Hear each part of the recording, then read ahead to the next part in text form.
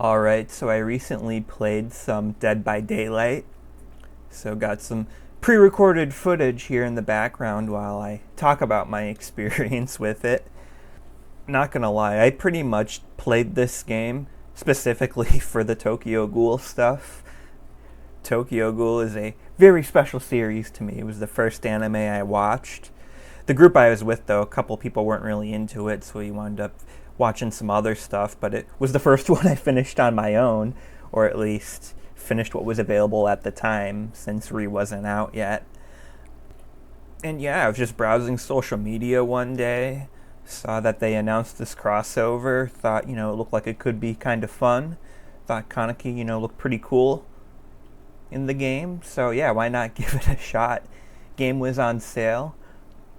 Although I was stupid, because I realized after I bought it on sale and was already, playing it, beyond the refund period, that I had already had the game on my Epic Games account. I forgot it was one of their free games at one point. So it wound up being kind of a waste of $8 or whatever one was. But it could have been worse, I guess.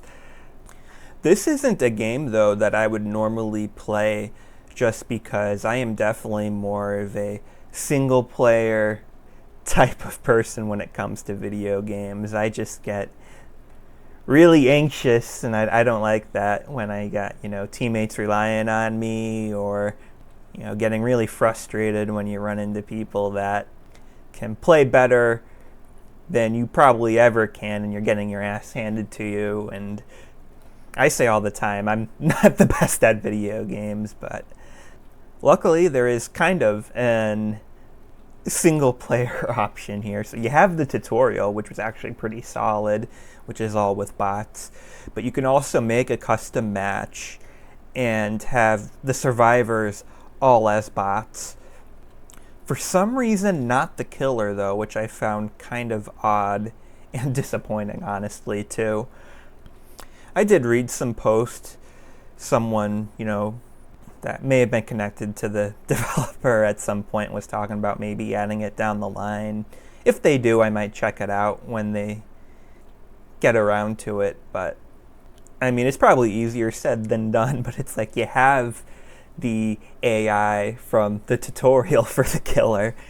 Like, I don't know, I guess I kind of get wanting to make sure you do it right. Because, if they do it, they probably want the killer to use all the different killer skills for all the different characters they have, and they might need to tweak some stuff for all the different maps and that. But, I don't know, I'm someone to where it's like, even if it's a fraction of what it could be, I would still at least want something. Especially if they, framed it right, too. Just, hey, this isn't final. Our focus might be on other areas. It might take a while to get where it really should be by our standards if, we get there. But, here's this to fuck around with. I don't know if it has something to do with, too, like if someone drops out mid-game when you're playing multiplayer, I don't know if, you just all get booted if it's the killer, but if it's a survivor, since you need 4 of them, if, that's kind of part of the reason, too, why that may have been more essential, I guess. Even with that being said, though, like, I think the survivors are supposed to have their own, skills and traps, right? Because the AI never really used them. They have one trick up their sleeve that you see Bill here using, where they'll loop is what I saw it was called when I was looking up ways to combat it.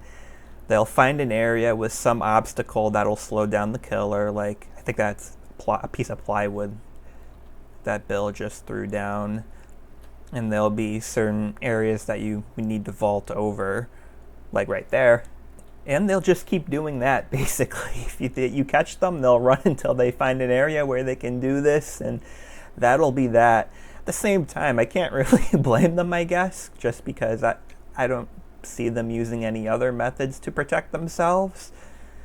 And it honestly just gets really boring and repetitive after a while, honestly.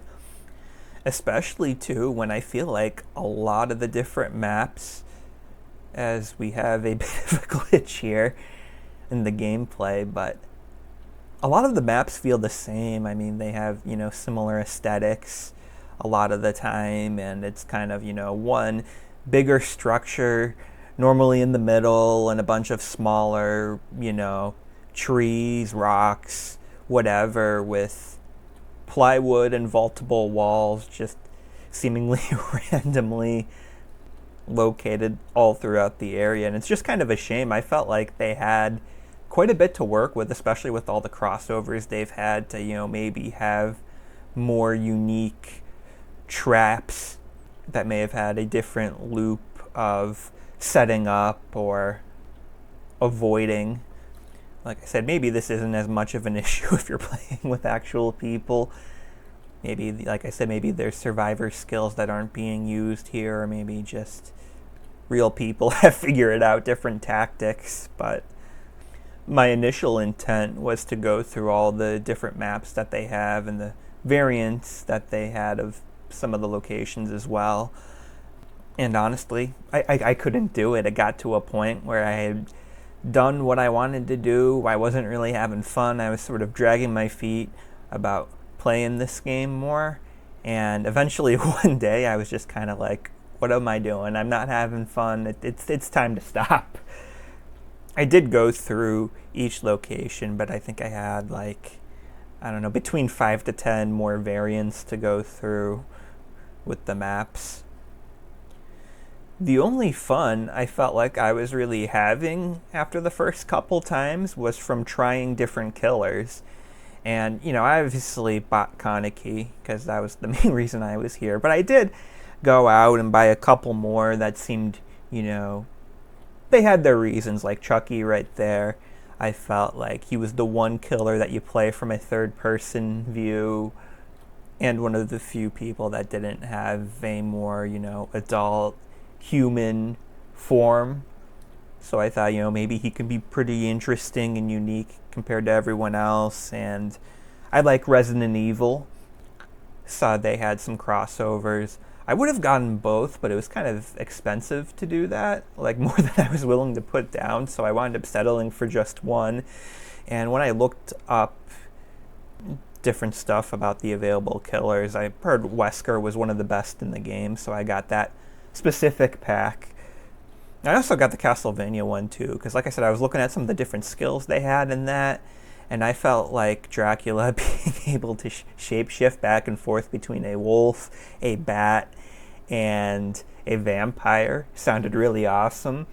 Plus, I feel like Castlevania was one of those, it was a really interesting pick because it makes sense in some regards because, both games kind of have, horror-esque elements. But then it also kind of doesn't make sense because I'm pretty sure Castlevania takes place like a really long time ago, right?